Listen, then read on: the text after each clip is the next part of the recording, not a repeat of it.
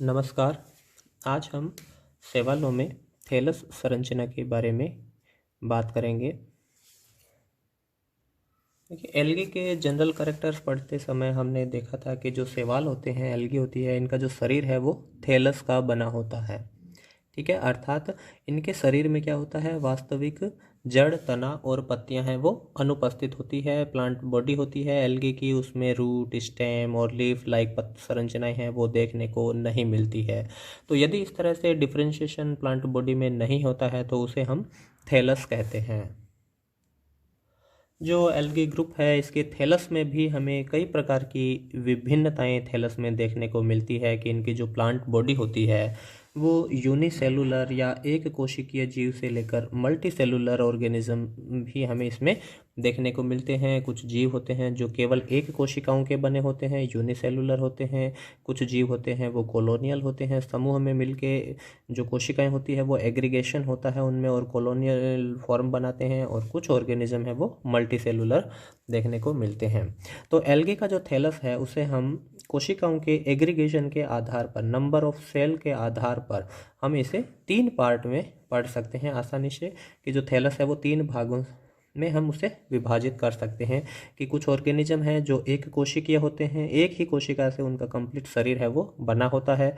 कुछ ऐसे जीव होते हैं जिनके अंदर कोशिकाएं आपस में समूहित रहती है, एग्रीगेशन रहता है, ठीक है, लेकिन उनमें कोई आपस में संपर्क नहीं होता है। तो इस प्रकार के एग्रीगेशन को हम कॉलोनियल या समुचयन, समूहन बोलते हैं थैलस को। और कुछ कोशिकाएं होती हैं जो मल्टी सेलुलर, कुछ ऑर्गेनिजम्स होते हैं वो मल्टी सेलुलर होते हैं।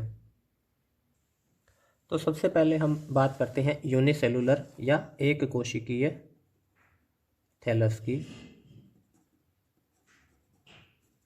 ठीक है, जो यूनिसेलुलर एल्गी है उसमें भी कई प्रकार की जो अलग अलग संरचनाएं हैं हमें देखने को मिलेगी। तो उसमें सबसे पहले हम बात करते हैं राइजोपोडियल एल्गी की। जो एक कोशिकीय शैवाल होते हैं उनमें भी कोशिका की संरचना के आधार पर वो अलग अलग हो सकते हैं। तो सबसे पहले है राइजोपोडियल। देखिए, इस प्रकार की जो एल्गी होती है राइजोपोडियल होती है। इस प्रकार की एल्गी में कोशिका भित्ति है वो विकसित नहीं होती है या बहुत ही कम विकसित होती है। इस कारण जो कोशिका होती है वो अपनी आकृति को, शेप को चेंज करती रहती है, अमीबा के समान अमीबोइड मूवमेंट होती है उसमें देखने को मिलती है, क्योंकि कोशिका भित्ति है वो अब्सेंट होती है और कोशिका अपनी आकृति को चेंज करती रहती है। तो इस प्रकार की संरचना को हम राइजोपोडियल संरचना कहेंगे और ये देखने को मिलता है हमें राइजोक्राइसिस के अंदर। राइजोक्राइसिस एल्गी है, उसकी जो संरचना है वो राइजोपोडियल आकृति के समान होती है, या इसे हम अमीबोइड संरचना भी कह सकते हैं। जो राइजोक्लोरिस है, क्राइसोमीबा है या राइजोक्राइसिस है, इनमें इस तरह की संरचना हमें देखने को मिलती है।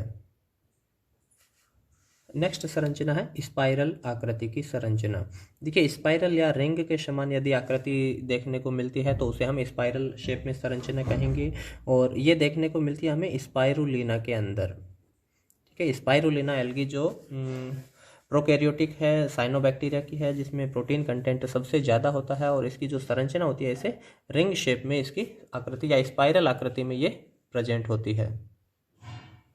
तो नेक्स्ट है जो थैलस की संरचना, या तो वो मोटाइल होते हैं, गतिशील होते हैं, या नॉन मोटाइल होते हैं, अगतिशील संरचनाएं होती है। इनमें अंतर ये होता है कि जो मोटाइल संरचना है उसके अंदर फ्लैजिला उपस्थित होते हैं, उनमें मूवमेंट के लिए, गति प्रदान करने के लिए। जबकि नॉन फ्लैजिलेट होते जो संरचनाएं होती है वो नॉन मोटाइल होती है, उनमें फ्लैजिला अनुपस्थित होते हैं, इसलिए ये गतिशील संरचनाएं नहीं होती है। जो मोटाइल संरचना होती है, जैसे इसका बेस्ट एग्जाम्पल है, अपन शुरू से पढ़ते आ रहे हैं, क्लेमाइडोमोनास है।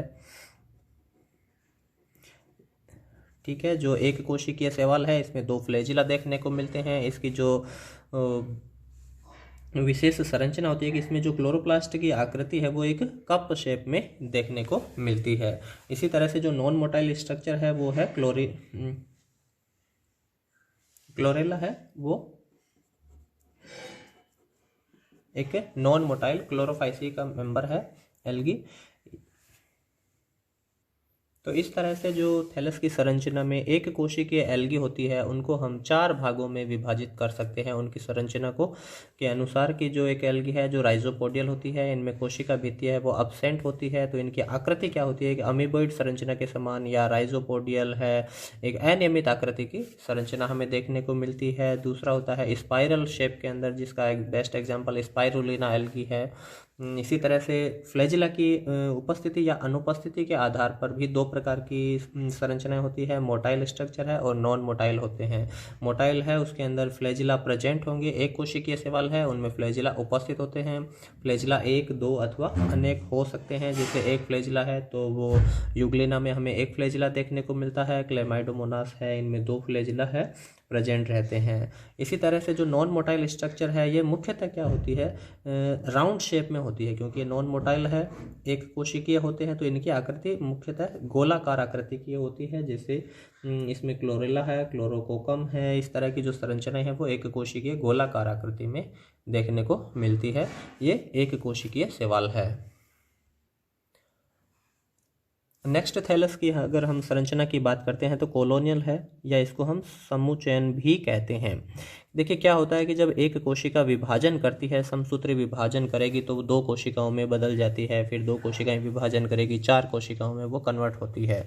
तो यदि कोशिकाएं, देखिए क्या होता है कि यदि कोशिकाएं किसी बाहरी म्यूसिलेज पदार्थ की वजह से विभाजन के बाद भी एक साथ ही इकट्ठी समूह में रहती है तो उसे हम कॉलोनियल संरचना कहेंगे। ठीक है, तो इसमें क्या होता है कि बाहरी म्यूसिलेज पदार्थ होता है, इस म्यूसिलेज पदार्थ की वजह से सेल एग्रीगेशन शुरू हो जाता है।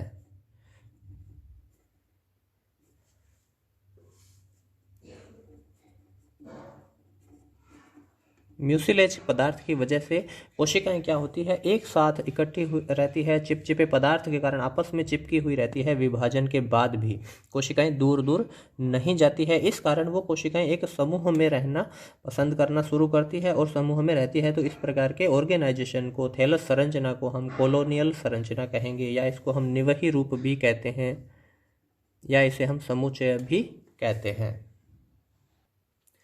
इनका अगर हम देखें कि जो मल्टीसेलुलर ऑर्गेनिज्म होते हैं इनसे ये भिन्न किस प्रकार से होते हैं कॉलोनियल ऑर्गेनिज्म है वो, तो हम देखते हैं कि कोई भी ऑर्गेनिज्म है अपने जीवन चक्र के जो भी कार्य करता है उसकी वेजिटेटिव संरचना होती है, रिप्रोडक्टिव पार्ट होता है कि एक जीव अपने जीवन में भोजन का निर्माण करना है, भोजन ग्रहण करने के लिए न्यूट्रिएंट्स का अपटेक करना है, उसको सतह से चिपकाए रखना है या जनन करना है। तो जब मल्टीसेलुलर जो ऑर्गेनिज्म होते हैं इनमें इस तरह के जो कार्य होते हैं, अलग अलग कोशिकाएं मिलकर कार्य करती है। कुछ कोशिकाएं जनन का कार्य करेगी, कुछ कोशिकाएं होती है वो भोजन का निर्माण करती है, कुछ कोशिकाएं होती है उसको सतह से चिपकाए रखने का कार्य करती है, तो कुछ अन्य कोशिकाएं होती है वो उन्हें सुरक्षा प्रदान करने का भी कार्य करती है कि कोई दूसरे ऑर्गेनिज्म उसे खा नहीं जाए, इस वजह से वो उनकी प्रोटेक्शन में भी हेल्प करती है। तो इस तरह से जो कार्य होते हैं वो कार्य विभाजित होते हैं मल्टीसेलुलर ऑर्गेनिज्म में।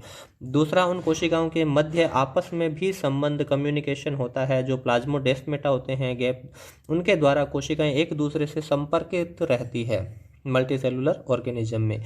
ये दोनों ही जो पैरामीटर्स होते हैं वो हमें देखने को नहीं मिलते हैं कॉलोनियल ऑर्गेनिज्म के अंदर के। एक तो उनके अंदर जो कार्य का जो विभाजन होता है वो देखने को नहीं मिलता है, और दूसरा कि उन कोशिकाओं के मध्य भी आपस में कोई संपर्क नहीं रहता है। क्यों नहीं रहता है? क्योंकि कोशिकाएं केवल बाहरी म्यूसिलेज पदार्थ की वजह से ही चिपकी हुई रहती है।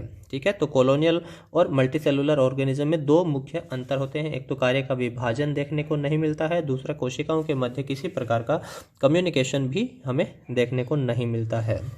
जो कॉलोनियल ऑर्गेनिज्म होते हैं इनको हम पुनः 3 भागों में विभाजित करते हैं कि कॉलोनी है वो सिनोबियम कॉलोनी है या समंडल कॉलोनी है, पामेलोइड कॉलोनी होती है और डेंड्रॉइड कॉलोनी होती है। सबसे पहले हम बात करते हैं सिनोबियम कॉलोनी की। जो देखिए हमने कॉलोनी के जो लक्षण देखे थे, इसमें जो सिनोबियम कॉलोनी होती है ये वेल डेवलप्ड कॉलोनी होती है। ये क्या है? वेल डेवलप्ड कॉलोनी होती है कि इसमें जो कोशिकाओं की जो सेल के नंबर होते हैं वो फिक्स होते हैं। जैसे ही कॉलोनी बनती है उसी समय इनमें कोशिकाओं की संख्या होती है वो फिक्स हो जाती है।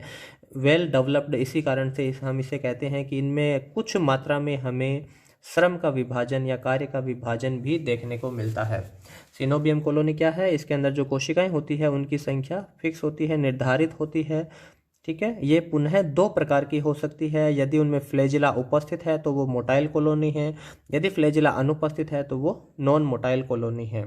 मोटाइल कॉलोनी के जो एग्जाम्पल है वो है वोल्वॉक्स, पेंडोराइना, यूडोराइना,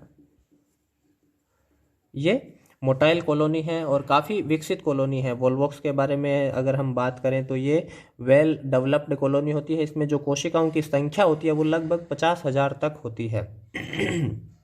ठीक है, और दूसरा, इसमें कुछ लेवल तक हमें कार्य का विभाजन भी देखने को मिलता है कि केवल कुछ कोशिकाएं होती है वो जनन का कार्य करती है, बाकी अन्य कोशिकाएं होती है वो भोजन का निर्माण करती है। तो जनन के कार्य के लिए इसमें कुछ विशेष कोशिकाएं निर्धारित हो जाती है, जिसे हम वोल्वॉक्स का जब हम डिटेल में अध्ययन करेंगे उस समय हम देखेंगे। तो सिनोबियम कॉलोनी का मुख्य लक्षण क्या है? इसके अंदर जो कोशिकाओं की संख्या होती है वो फिक्स होती है और इसके निर्माण के समय ही इसकी कोशिकाओं की संख्या का निर्धारण हो जाता है। जबकि नॉन मोटाइल कॉलोनी का एग्जाम्पल है हाइड्रोडिक्टियन, जो एक इस तरह की संरचना होती है, एक नेट लाइक संरचना ये बनाती है, जो पानी के अंदर जो एल्गल ब्लूम होते हैं, वाटर नेट का ये निर्माण करता है हाइड्रोडिक्टियन अधिक मात्रा में होने पर। नेक्स्ट है पामेलॉइड कॉलोनी है। पामेलॉइड कॉलोनी है, इसमें जो कोशिकाओं की संख्या होती है वो फिक्स नहीं होती है और ये प्योरली जो म्यूसिलेजिनस पदार्थ होता है उसी के द्वारा आपस में जुड़ी हुई रहती है। इसमें कोशिकाओं की संख्या निर्धारित नहीं होती है, कोशिकाएं विभाजन करती है, अपनी संख्याएं बढ़ाती रहती है इस तरह से। इसका एग्जाम्पल है पामेला, टेट्रास्पोरा। ठीक है, और नेक्स्ट कॉलोनी है डेंड्रोइड कॉलोनी। देखिए ये कॉलोनी है इस प्रकार से जुड़ी हुई रहती है, फिलामेंटस म्यूसिलेजिनस फिलामेंट होते हैं, तंतु होते हैं, इनके द्वारा कोशिकाएं आपस में जुड़कर एक शाखित वृक्ष के समान, एक ब्रांच्ड ट्री होता है, उसके समान ये संरचनाएं हैं वो दिखाई देती है। इस कारण हम इसे डेंड्रोइड कॉलोनी कहती है। हालांकि इस कॉलोनी का निर्माण भी वही म्यूसिलेजिनस पदार्थ की वजह से होता है, लेकिन जो म्यूसिलेजिनस पदार्थ होता है वो एक फिलामेंट की संरचना के समान होता है। इस कारण ये कोशिकाएं आपस में जुड़ जाती है और एक ब्रांच्ड ट्री लाइक संरचना दिखाई देती है। इसे हम डेंड्रोइड कॉलोनी कहेंगे। पामेलॉइड कॉलोनी है जिसके अंदर कोशिकाओं की संख्या फिक्स नहीं होती है और एक तरह से हम कॉलोनी की जो बात कर रहे थे जिसके दो मुख्य लक्षण होते हैं, श्रम का विभाजन नहीं होता है और कोशिकाओं में आपस में कम्युनिकेशन नहीं होता है, तो उस तरह की जो कॉलोनी होती है वो पामेलॉइड कॉलोनी होती है, जिसका एग्जाम्पल पामेला है, टेट्रास्पोरा है। जो टेट्रास्पोरा है वो क्लोरोफाइसी का मेंबर है। जबकि जो सिनोबियम कॉलोनी होती है ये काफ़ी वेल डेवलप्ड कॉलोनी होती है, जिसमें कुछ हद तक हमें कोशिकाओं के मध्य कम्युनिकेशन भी देखने को मिलता है। वोल्वॉक्स कॉलोनी की अगर हम बात करें तो इसके अंदर स्पष्ट ध्रुवता भी देखने को मिलती है। एक सिरे पर कोशिका का निर्माण होता है, एक सिरे पर कोशिकाएं क्या करती है, जनन का कार्य करती है। स्पष्ट इसमें पोलैरिटी देखने को मिलती है, कार्य का विभाजन देखने को मिलता है। तो सिनोबियम कॉलोनी है वो वेल डेवलप्ड कॉलोनी होती है और पामेलॉइड है वो कम विकसित कॉलोनी होती है। नेक्स्ट क्लास में हम मल्टी सेलुलर थैलस की बात करेंगे।